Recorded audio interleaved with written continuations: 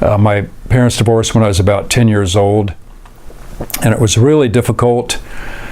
And even though I wanted to be like my dad, I had this wildness about me that kind of manifested more, especially as I got older into high school. There was a godly uncle and aunt that I had that my mom moved us to their town, which was San Jose. And I believe her main impetus for moving my sister and I there is so we could have some kind of godly influence. Even though she really didn't go to church, after we moved to San Jose, my uncle started being very concerned about the direction I was headed, and he's made sure that I went to church with him. He was actually really involved in the church there in San Jose and very concerned about my salvation and the direction I was going. So he called me up one morning and said, "Dave, we're going to church, and I'm going to tell you about Jesus, and I would like for you to consider accepting Jesus as your Savior. And I will be happy to make sure you get baptized in this church."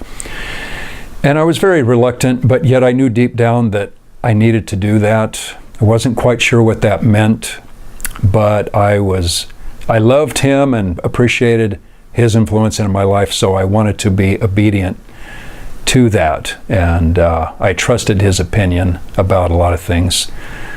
So unfortunately, my aunt and uncle moved away shortly after that. I was in junior high at the time. I think I was 13 when I first accepted the Lord and got baptized. And since my parents were not churchgoers, I slipped away and, as they call it, backslid quite a bit, and really got into some pretty bad stuff when I was in high school. I got the summer between high school and college. We were drinking and driving and just being as wild as could be up in the mountain roads, and we got into a really bad accident.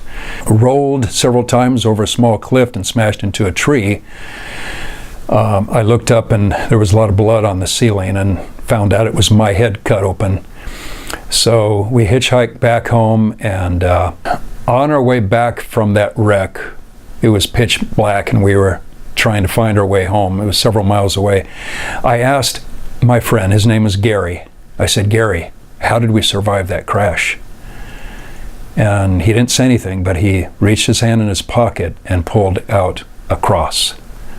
And I looked at it, and it was shining in the moonlight, and I could tell it was a cross. And I thought, wow, I think you're right.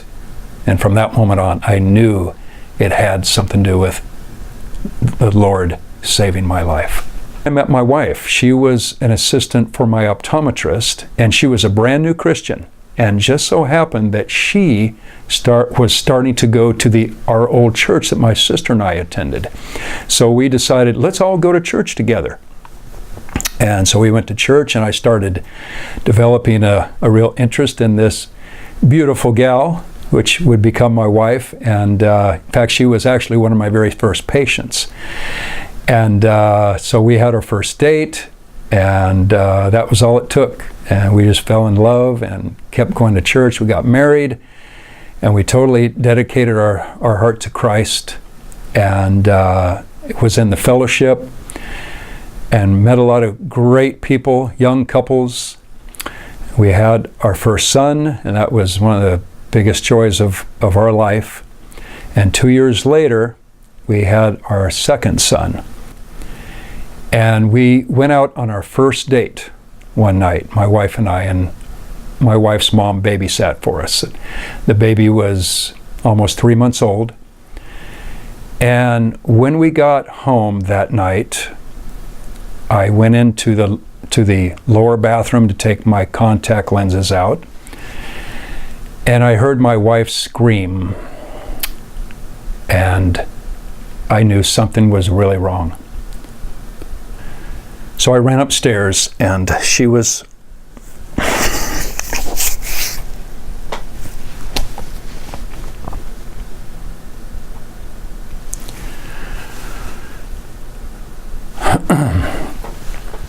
she was holding our lifeless baby.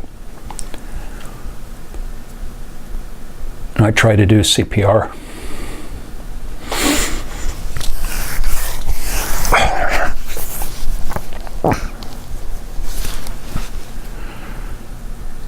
but it was too late. And I went into kind of a rage and started screaming at God. But my wife was calm, and she said, "He's with Jesus."